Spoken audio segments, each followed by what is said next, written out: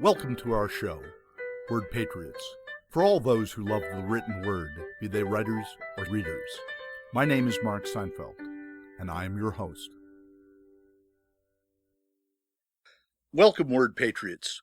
This is the second of three shows devoted to the work of Paul West, and will be devoted to his writings of the 1980s. My guests are Dimitri Anastopoulos and Christina Moletti.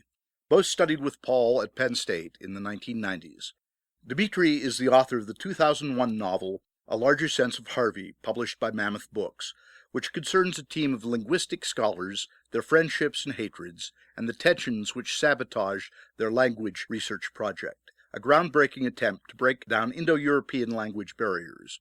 He is currently at work on two novels in progress, the science fiction extravaganza Farm for Mutes and New Crimes of the Terrorist, a historical novel set in the Balkans in the post-World War II period and in the tumultuous, bloody 1990s. Born in Greece and a United States immigrant, Dimitri's interests include fiction writing, avant-garde fiction, and postmodern and contemporary American fiction. His stories have appeared in Notre Dame Review, Black Warrior Review, and elsewhere. Christina is Dimitri's wife. She is the author of the 2006 short story collection, The Religious and Other Fictions, published by Carnegie Mellon University Press. Her stories have appeared in the Chicago Review, Harcourt's Best New American Voices, Pennsylvania English, and the Alaska Quarterly Review. Both Dimitri and Christina are professors of English at the University of Buffalo at New York, and this is their second appearance on Word Patriots. Dimitri, could you describe how Paul views much of today's contemporary fiction? Yes, first let me say hello, Mark, and thank you for having me on today's show, especially to talk about Paul West. I'm not certain I can speak precisely for Paul on this, but I remember something he once said to me after reading one of my fictions. He said, "You will have a difficult writing and publishing career," by which he meant, I thought, that I'd have difficulty getting my work published. And I suppose he was right about that, but more than that, I wasn't at all, let's say, crushed or insulted by Paul's words, and this shows, I think, that it only shows that perhaps Paul, how he might feel about today's fiction and publishing world. I knew that his admonition was correct and that paying a sort of careful attention to language and the sentence was a kind of relegation to the second division in the publishing industry. And just to give a little anecdote about this, last year I had dinner with a first novelist in her 20s who wrote a wonderful book, and she said that her novel had been accepted by 7 different editors at big houses, but it had been rejected by the accountants and marketers at those same houses. And it was obvious to me why. The book was about a dwarf who ran a butchering business out of an old school bus in the Virginia countryside. So not exactly marketable material, let's say. And it kind of calls to mind Paul West's own Tenement of Clay. It's kind of the closest book to Tenement that I've ever read. With the dwarf Pee Wee Lazarus. Yes, exactly. Unforgettable character. And anyway, this novel, The Convalescent, was published by McSweeney's, and it's a press that has some cachet, and it's perhaps not second tier. But that's the publishing industry, so I'd say, with a view to that, contemporary fiction in general, I think, is still vibrant. We're just fine. A lot of excellent work has been written in the last few years by people such as Shelley Jackson, Brian Evanson, Paul Lafarge, among many others. So there's a sort of divide between where fiction gets written these days and what's going on at the most, the big houses, let's say. Paul believes with each book, the truly creative writer strives to add something uniquely new to the sum total of creation. How did Paul himself succeed in doing just that with his own work? And how would you characterize Paul's own very individualistic prose style? Would you agree with me that he spoke better prose when he lectured than most people write? Absolutely, I would agree with that. I think, that ability of his to speak so eruditely and mellifluously reminds me of what they said of Proust. His friends would say, no, you don't understand. He really does speak in very, very long, complete sentences that Proust more or less wrote as he spoke. And in Paul's workshop, we were privy to such performances each week. He had this manner of eliding into any number of metaphors and a way of stitching his world together to describe what he does and his writing. And I thought, sitting there listening to him, his phrasing showed this incurable optimism about the writer's power to create something new, if not a totally new object, then certainly a new way to express it. So he kind of patterned his writing for us in his speech. And in that respect, I took few lessons from him on how to be a teacher, since he was one of a kind, inimitable. But he taught us so much about writing, and the prime thing being make every sentence an occasion, skirt universals in favor of what he called the mortal microcosm, echoing Beckett. But I think that kind of drives some readers batty. And, to that end, I read a review of Paul's book, Masterclass, about the workshop, and the reviewer excoriated Paul for bloviated, egocentric, this is a quote, bloviated, egocentric, Latin and Greek and French ridden verbosity. And it's ironic that the reviewer used the words excoriated, bloviated, egocentric, and verbosity, since I think Paul wouldn't use those kinds of words. He'd choose better words. But I think the reviewer was especially incensed that the hyperbolic writing, as he described it in the book, purported to be actual conversation from a fiction workshop. And it was. This is what our workshops were like, precisely. This is how Paul spoke. But those who have never met Paul but read the book might still defend Paul's tendency towards, similes, literary references, the realization of metaphors, simply to be an acceptable form of literary license. And so, it does little good to insist that this is just West being West. If our book reviewer holds West in contempt for his purple brain, as I call it, then he must find the company of geniuses who prefer to keep their ideas to themselves, or else just admit that there may be more comfort in mediocrity. What Paul does in his writing, I think, is to refine and refine again until each sentence seems to contain a world or a novel of its own. And he does this through metamorphizing his subject into something other, something grander, but also sharper than what it was.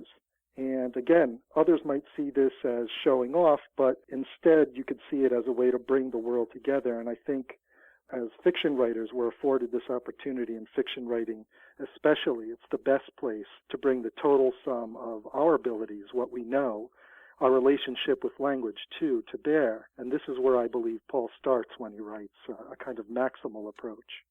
Why do you think so many of America's contemporary practitioners of fiction espouse a minimalist prose style? Is it at bottom some sort of democratic notion that fiction should not be excessively demanding and be easily accessible to everyone, that all writing should be cut from a single cloth, that all authors should present themselves in a regimented, uniform manner, like the millions of Chinese who all wore unisex garb under Mao? I like that last bit. I'm not certain anymore that minimalism is as popular as it used to be, but there's definitely what I consider an assault against voice, and perhaps that's your point about egalitarian fiction. Robbe said that a face and a job aren't important these days, that the world is about the faceless masses. So he would seem to reinforce the people who are flattening voice in that sense. But when Robbe attempted to work through narration in just such a fashion, I think he invented kooks. There just seems to be no way to get away from something like voice. It's only pretense. And that, even in the most nonsensical gibberish, if you will, you can find some kind of consciousness at work, some kind of meaning being made. So what's the point in pretending? Paul, at the very least, I think, never apologized for reveling in the possibilities of voice and evincing consciousness through words on a page. In fact, I would go one further and not ascribe the flatness of contemporary prose to questions of complexity, simplicity, or transparency in language. Rather, I think it's all a matter of religion. We see it everywhere today with the Austerians taking over the world. There seems to be this Calvinist approach to writing as well, and even writers who are considered experimental, at the cutting edge, or innovative are similarly against that full range of expression. So in terms of Paul's work, I think, the critique is he uses too much vocabulary, too many words, and this is sinful in an austere age. What a wonderful word coinage, austerians. Thank you for that. Yes, the austerians, they're out there. But, it's considered a sin. Never mind that there's this torrent of unnoticed verbiage that invades our consciousness daily. And so, I think Paul recognized this religious austerity for prose when he left England for America, but he found maybe just as many Calvinists here, and maybe that's what explains his affinity for the South American novel, is Lezama Lima and Castedo and all those people. So, what he taught me in his approach to prose is that ultimately our reaction to a kind of pleasure in prose is paramount, and that the possibility of experiencing this pleasure, this is according to me, is probably hardwired at a very young age, maybe even early toddlerhood. So there's that, what I call that religious aspect to do it, and almost nothing can get past that sort of training, it seems, which isn't to say that taking pleasure in prose is totally hedonistic, but the possibilities are there. Since we're talking about Paul's writing in the 1980s, would you tell us something about his novel, The Very Rich Hours of Count von Stauffenberg? Then speak about Nobel Prize winner John Coetzée's criticism of the book in his own novel, Elizabeth Costello? Absolutely, I'd be glad to. The Very Rich Hours of Count von Stauffenberg is one of my favorite of Paul's novels, and I presented on the controversy that developed between Coetzee and West a few years back. So if you'll permit me, I just want to read a little bit from what I presented.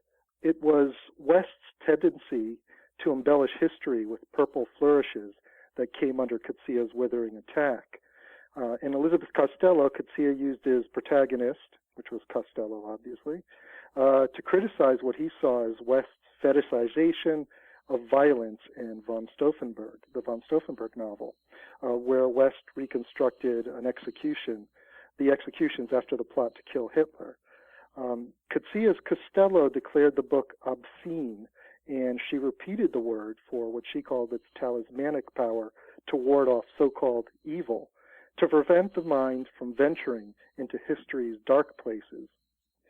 West's depiction of the dingy execution room absolved the writer of responsibility to the truth, since very little about the executions remains in the record, other than a one-paragraph description of the implements used.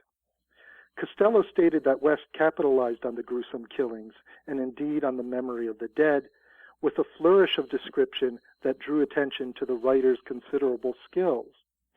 Costello was concerned about the dignity of those who suffered death by torture, and the needlessness of describing a scene in exquisite detail when a summation of the historical record would do. Though Coetzee's Costello realized that the prohibition on dredging up the evil of the past may amount to censorship, she appealed to West at the level of ethics instead. A writer should not debauch his readers, he should uplift them. Indeed, literature itself should not be used to drag readers to the depths. By now, given the many theaters of cruelty audiences have been exposed to since Sade, at least, the torturous theaters that predated Sade even, there really is little need to rehash a discussion about art's purest instincts. Nonetheless, it seems that in the world of reading at least, the literary novel is a hallowed object. The difference for Coetzee, of course, is that the words in this particular novel are hot, as the reader conjures the scene of the executions. The words, enlivened by the reader, ask the reader to participate in the killings by re-enlisting the executioner, step by step, as evil's electricity courses through all those complicit with the book. One might begin to defend West from Coetzee's criticism by noting that West regularly writes historical fictions, inserting all sorts of creative anachronisms, doing great violence to history, simply because, as he says, history makes for great ransackable material. Indeed, the fiction writer, better than anyone, explores the dark areas of history, as the lack of specific information about an event marks the space for fiction writing. As West states, quote, "In the mind of the proprietor, all things happened at once." end quote. The proprietor is the owner of one particular vision of history, and his power in that dominion is omnipresent. Which is not to say that West avoids an ethical response to Coetzee's charge about debauchery in fiction, not at all. West takes the argument about fiction's tendency to debase much further than writers or artists interested in merely disturbing or unsettling the reader, throwing a cherry bomb essentially under the settled bottoms of readers in certitude. Rather, behind history's most violent endeavors, West sees the ironic work of twisted artists, bad artists, aesthetes of the cruel, but artists all the same.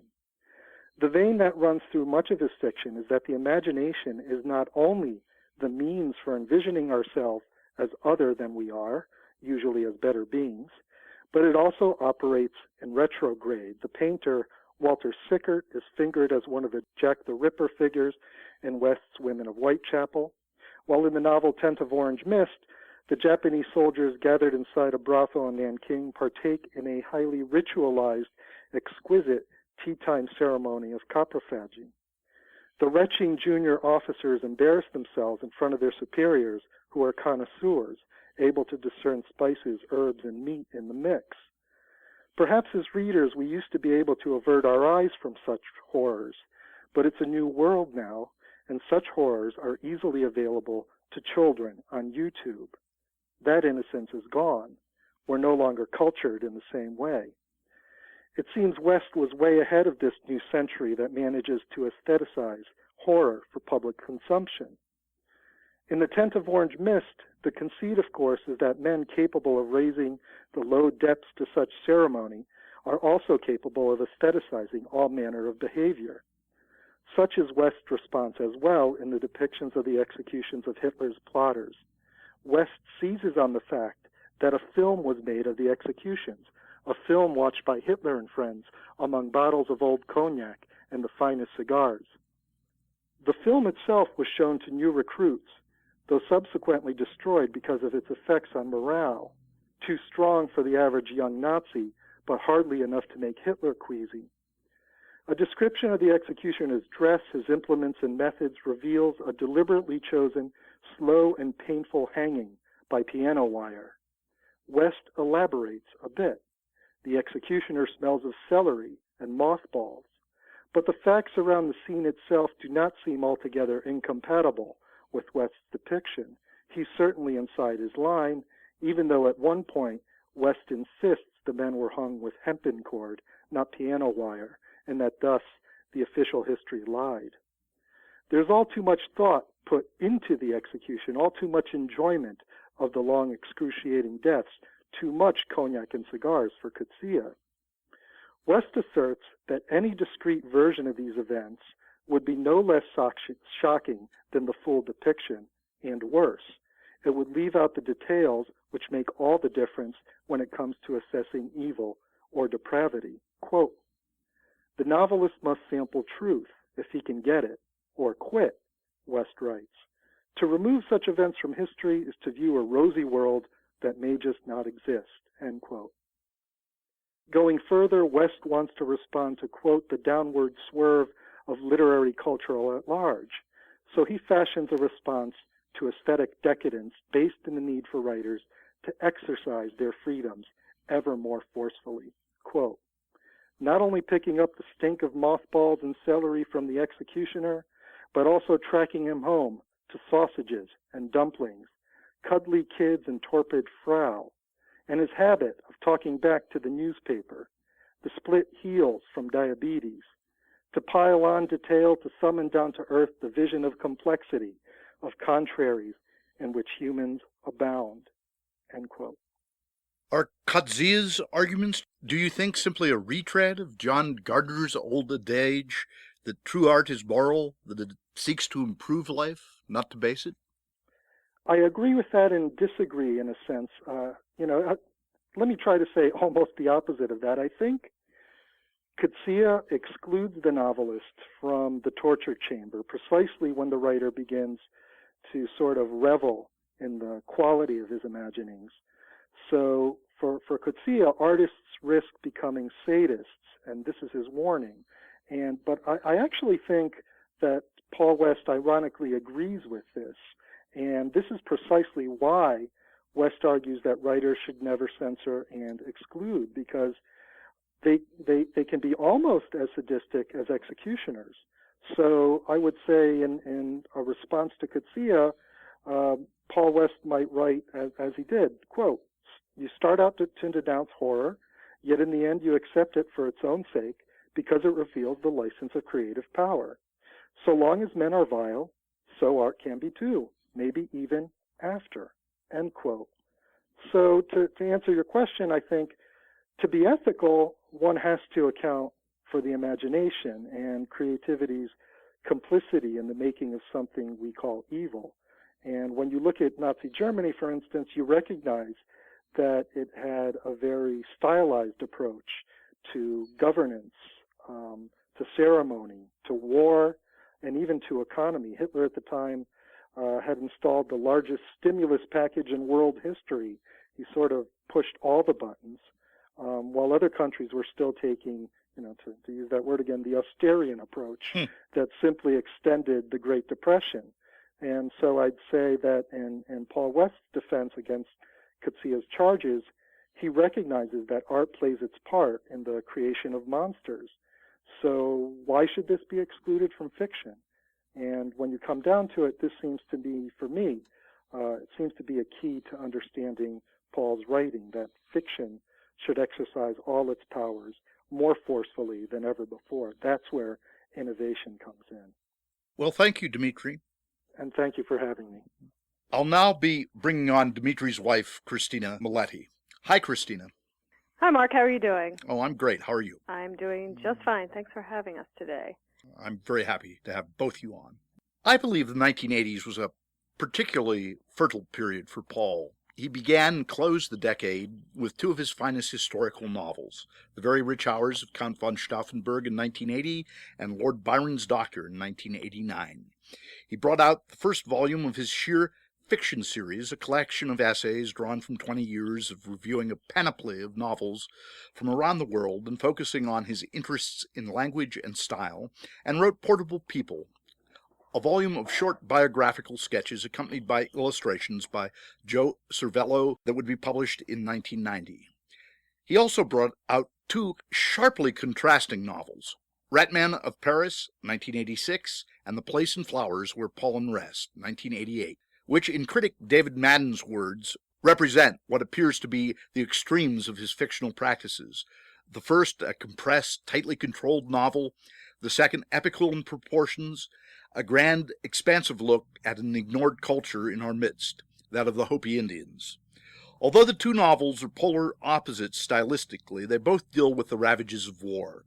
At the center of Ratman, which concerns a crazed Paris street person who flashes rats concealed in his coat at those he passes on the boulevards, is a Nazi atrocity committed by Klaus Barbie when Ratman was a child, and The Place and Flowers depicts in graphic detail the horrors of Vietnam, where Oswald, beautiful badger going over the hill, a one-time fugitive from the law via his stud participation in adult movies in the late 1960s, finds himself, after years of living on the Arizona Mesa, as apprentice and caretaker to his aging uncle, George, The Place and Flowers Where Pollen Rests, a representative of the achieved, mature artist, the finder of the way, a blind master carver of wooden Kachina dolls, which he sells to white tourists. As an Indian, Oswald's ancestors were among the first victims of American imperialism. Ironically, an efficient killer in the jungles of Vietnam, he himself becomes an agent of that same imperialism. He is in turn the representative of the artist in aspiration, suffering from setbacks and perhaps insurmountable creative limitations. Could you tell us, Christina, your impressions of both these novels? Sure. Ratman has been characterized as Paul West at his most controlled, and The Place in Flowers Where Pollen Rests perhaps is his most maximal.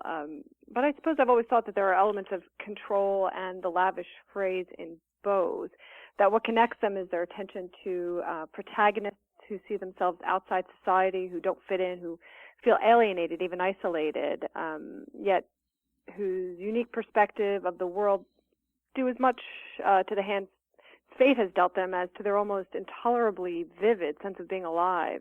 The wonder and barbarism of any given moment make them the most astute reporters of the gears and trappings of the landscapes in which they live. They're artists of the everyday. I suppose that's what I've always thought. Ratman has his routine, exposing passers-by to the rats he has with him, makes a kind of art form almost of it, whereas Oswald is trying to find his way, find his own means of self-expression after the opening drama that disrupts his sex film career by learning from his Uncle George, who it actually turns out we find much later in the novel is his father, in fact. George, the place in Flowers where Pollen rests, is a Katina doll carver, and he's certainly the artist of that novel, and he's the person to whom Oswald turns for guidance. And for me, it's no surprise that it's for him that the novel's in fact named. And although the greatest part of the narration follows Oswald from the moment that his partner, Trudy Blue, dies at his hands in a sex film. It's not intended to be a snuff film, but I suppose that's what it becomes. You know, he returns to the Mesa for guidance, ends up a soldier in Vietnam fighting against a country for whom he sometimes feels sympathy. And he's trying to find his way, trying to figure out how he can survive in a world that's full of beauty and violence at the same time. And it's exactly that intersection of the beauty and the cruelty that I think consistently arises in much of Paul West's works, but certainly in both of those books. Paul's novels are uniquely his, but I find lots of literary echoes in his work, especially in The Place in Flowers Where Pollen Rests. Art breeds art. One clearly sees West's uncle and nephew duplicating the Leopold Bloom and Stephen Dedalus relationship of James Joyce's Ulysses, and that of Hans Sachs and Walter von Stolzing of Richard Wagner's Die Meistersinger von Nürnberg. West is truly Joycean in his mastery of wordplay and associations in this novel, and the elaborate leitmotifs he constructs in it, as for instance the separate but interlocking worlds of Indian Reservation, of Vietnam, and the mythic realm of the Hopi deities where Uncle George enters when he carves his dolls, each domain having its own mix or snarl of recurring images. Cloudless skies and other indicators of persistent aridity, for example, characterize the world of the Mesa, are obviously Wagnerian. The interweaving back and forth of the novel's many narrative voices recalls Faulkner's use of multiple narrators. The book also recalls the Magic Mountain. West considered calling it the Magic Mesa. After accidentally killing Trudy Blue in Los Angeles, Oswald flees to the timeless world of the Mesa, as enchanted and magical place as the International Sanatorium Berghof, and he leaves the magical realm like Hans Castorp to go to war. Do you see other literary echoes and allusions in West's work? Well, that covers quite a lot, but I suppose I always think of Faulkner when I'm reading West. It's the turn of phrase, the rampant, rollicking sense of language, intolerably vivid in the most special sort of way, colored by a distinctive landscape. Faulkner was circumscribed, I suppose, by the unmined exoticism of the South, and I suppose West has a more global turn, and so we're able to experience Paris, we're able to experience London, we're able to see into the Mesa and so forth, the porn industry as well. He takes us to sort of, he looks all the time at both the high and what we consider high and low culture at the same moment, as seen through the world of words. And the whole world is his playground. He can write about anything, anywhere. Yeah. Right, and for that reason, Joyce comes to mind, right? When we think of Joyce, we think of yes, right? Joyce says yes to everything in language. But at the same time, I also think of Beckett, who is often considered the polar opposite of Joyce for saying no. But for me, Beckett is always saying no in the most maximal way possible. And there's an intelligence to that fiction that I believe I read somewhere that maybe it was in an interview actually with David Madden, who you referenced earlier, that Paul seemed to conspire with to a certain degree. And I tend to think of the very same way that Beckett is interested in protagonists that are often described as anti-heroes. I think you see that same kind of grappling with the isolated person in the universe trying to grapple with the landscape that they've been dealt. I see Paul West doing a similar sort of operation, trying to have those protagonists come into some kind of articulation with the terrain that they have. And I'm thinking Beckett has a wonderful story called The Expelled, and the whole first page is devoted to a nameless character who's just been thrown out of his home or where he was living. At any rate, it begins, there were not many steps, and he goes on for the entire page to try and count how many steps there were, coming to different numbers each time because he's counting the steps in different ways each time. And it's that kind of self-awareness that colors all of Paul West's narrators, in that they see the world in very particular, distinctive sorts of ways, and they're exceptionally interesting because of the very different ways they describe their world. At one point, I believe Paul said somewhere, don't grapple with language, let language grapple with phenomena, and we see that in all of his novels for sure. Christina, could you comment about style and voice generally in Paul's writing, his rejection of minimalism, and his defense of purple prose?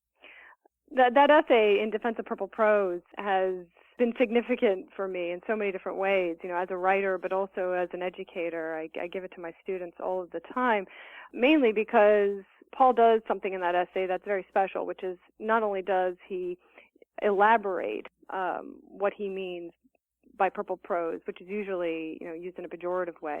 Not only does he elaborate how he uses purple prose, but he also sort of reinvents the term. And so he does it precisely in that essay, the kind of reinvention, the kind of coinage that he's talking about that he does in his novels. And what I find fascinating is that he really thinks about what language is, the kind of the dimension of experience that language can allow us to access, and talks about the way that we need to have more language, right? His is a style of extreme awareness, and he's less interested, it seems to me, I think this is quite obvious when reading his work, in relinquishing the details of daily life, right? He wants us to encounter as much of that as we possibly can, so that we can experience the fullness of being alive, what I think he describes as the intolerable vividness of the moment, and that it's succulent and full of novelty. And that's the beauty of that essay for me. I recall, actually, this is such a typical Paul West moment, but, a long time ago, both you and I were students in his workshop, and I have a very vivid memory of him talking about what was then, at any rate, his favorite word, which he at that time says was marcescent. And the definition of marcescent is something that has withered but has not yet fallen off. And who knows if that's still his favorite word, but it certainly, I think, gives a kind of capsule, a sort of time capsule into how he was thinking about language, which is to say that that word isn't just descriptive, but it really captures a whole range of experience, the past and the future of, say, a marcescent leaf hanging onto the limb of a tree just before winter. Well, Christina, to conclude the program, would you read a passage from The Place and Flowers? Oh, sure, I'd be happy to do that. Her eyes, in the final spasm, had this far beyond it all unhappy look. Well, if not exactly happy, then at least resigned, as if she was glad it was over and done with for this lifetime anyway, all because of a fluke. Yes, the eyes, blue and calm like those of someone who had just had a wonderful sleep, woke and saw twinkling just beyond the half-open slats of the shutters that soft balm, the indestructible uncaring sea. Fancy waking up to that every day of your life, like music played without instruments. No creases spoiled her looks, and her blonde hair sat naturally in place like a crop growing in some field. Oswald looked for the corn next to the tassels. He always had. Her mouth open, of course, but not beseeching or twisted, looked as if she had just been saying the word home at great length and had run out of breath. That she did not inhale again ever was somebody's fault, and always would be, but let that pass. She looked as if she had seen a familiar ghost and was just on the point of greeting it, her eyes wide with gentle surprise, and her mouth ready to switch from home to who, the latter being a little higher up in her mouth and farther back than the other. She looked every inch in contact with her life, much more so than some of the self-righteously vital who were still running around with egg blood or dog dew on their faces in Palookaville. Wake up, he said, but it was no use. She was far beyond that kind of talk. Odd, he thought, when you come to think of it. The dead, Trudy included, should look suddenly different, like charred bark or exploded frog spawn, lest you should touch them. But they don't. At this point, death and life look much the same, so it must be Mother Nature's way of getting you used to things. We could have held awake, and she would have still been the best-looking person present, although a bit stuck in one place. Even while Stu and Clu were telling him it was his hands that did it, "You're the one, you," he was blowing at her eyes to close them or fluff the lashes. He was puffing into her mouth to get her going again, get her started up after the shock of it all. He blew in her ear, not to get her worked up, but to make her jump and giggle back to life. "Sorry," he said. "I always was heavy-handed. I never did handle anything lightly. I was the same up on the mesa. I blundered a lot." Not a sign did he see, not a move. It was weird to see a human being as still as a felled tree, but there she was, and she still smelled warm and alive, what with the talc and such, one last whiff or two of her underarm spray. For a last time he inhaled it deep, preparing to give her a little hug as if she had just had a sudden disappointment, a bad letter or a lousy phone call. "Never mind," he wanted to say. "You'll get a better one tomorrow. The phone will ring, and you'll be saying, 'Can you believe this?' That sort of thing. That's enough, Trody. You can come out of it now. You can scare to skull. Nothing but that first faint reek of baby napkin coming from below where the muscles had begun to relent a little. She was only being normal. Her body, where she had recently been, was behaving like a body. There was no time for tender formalities, none of the usual polite and grave motions people made in the presence of the departed. None of that lingering, none of that teary-eyed trying to will them back to life so that everybody could pick up where they had left off. He could see how she had begun to sag, all slack and quite rested-looking. Not heavy, he thought, or heavily built, but neat and nifty, with sharp tips in her shape. She worked out, he could tell that, but she wasn't muscle-bound at all. She was naked, of course, but nobody had thought of covering her up. She worked naked, and naked she had died. It was as if her breasts and thatch were all of a sudden invisible, which was what happened when he looked at those ghastly pictures from the death camps. There was nothing to get prudish about, although he personally had a stronger need to cover the dead than the living, although not when confronted with them in bulk, which he had so far been lucky enough not to have been. It was so quiet, though he could hear some gurgling from deep inside her. The vital processes were still going on, eggs and bacon. He knew her habits. It was only mid-morning. She was always hungry. It was amazing how regular her teeth were, capped flawless, small and shiny, and as clean as limestone cliffs. That was why he had always found her breath so mellow. He knew, having been close to her like that on many occasions. Not a speck of mascara in her eyes, no conjunctivitis, not a shred of food between her front teeth, nothing crusted in her nose, her skin clear like certain stretches of untested sand only a few inches under pastel blue water. She had been just about perfect, though with a twisted mind. Where had her mind gone now? The body untwisted itself like a cat stretching out after a good feed. "You're still lovely," he told her in a drab voice.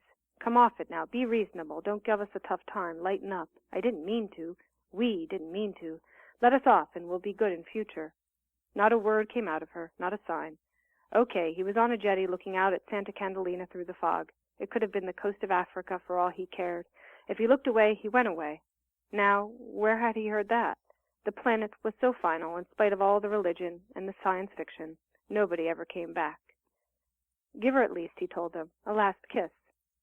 They hung back. He himself kissed her on the forehead, gently but firmly enough to feel the bone in it, pat her thigh too, stroke her on the boobie, wipe the blood from the place right underneath her nose. "You do it," Stu said. "This is all you're doing. You're too heavy-handed to be around." He did, then stowed the tissue under the pillow, but Stu, fast as light, fished it out and took it all the way to the bathroom. It was going to be in the ocean within the hour, ripped up. Then Oswald got his marching orders. There was a flurry of newspapers and plastic bags, ropes and sticky tape, as if Stu and Clu had been ready for this all along, and all he could think to do was dress and go wash his hands over and over. He never saw her again. At the bacon and egg that morning she had not the faintest idea that she would never be eating lunch. Ever again. Never need to visit the bathroom for any purpose whatever. Things had gotten that severe today, and she was not alone. In that same instant, several thousand others from Spokane to Nantucket had died along with her, not even called up by name to do the bravest deed of their lives. Enough of them to make her seem less isolated on that bed, a little hulk of seeps and stains she would never need to be self-conscious about. No more pardons begged. Past etiquette and into the waste bin, her last second had been preserved on film, although none of them had meant to do it that way. Now Stu could kill Clue while Clue was killing Stu. It was as if a comic strip had suddenly included the sight of God with an erection, lips poised in the crouch. Oswald could see now there was no limit to what any of them might do if they got careless enough. He wanted to sit in the sun and read the newspaper for 50 years. He wanted to eat a meal that never ended. He wanted to fall into the Grand Canyon and smash the surface shine of the blue Colorado River. He did not want to be in Los Angeles anymore. An Indian belonged at home, on the mesa, not at this game of lust during which he had never shouted with carnal joy. It had been a stink of work, no more, as far from Uncle George, the place in Flowers where pollen rests as spit was from ivory. He had found out an odd thing. If you killed somebody, without meaning to, as maybe Uncle George had the day they said he drowned his wife, those who knew you didn't kill you on the spot in retribution. They kept you fresh to keep them off the hook. You became a kind of trophy, a souvenir to keep their eyes on. You could always be found so long as you were alive. As long as you went on living, you left a shower of clues behind you, big as old-style alleluias. When they wanted him, they could come and get him any time. Just one of them, Stu or Clue, could do it, with an ice cream cone in one hand and a kazoo in the mouth. When they came to get him, Stu or Clue, or the two of them, they would find all the fight gone out of him, his throat arched in soft welcome to the razor, her image on fire in his vacant eyes. Always remember, books are your passport to the universe. From your own chair, you can be transported anywhere, travel to any time, and explore the mysteries and grandeur of creation. Reading not only feeds the imagination, but is essential to our intellectual development. Tune in each week and embrace the joys of reading and literature as I and my guests continue to celebrate heroic authors and iconic characters here at webtalkradio.net. The Internet is the future of radio, and Web Talk Radio is #1 in the business. The best in Internet talk radio. Fellow Word Patriots, see you next week.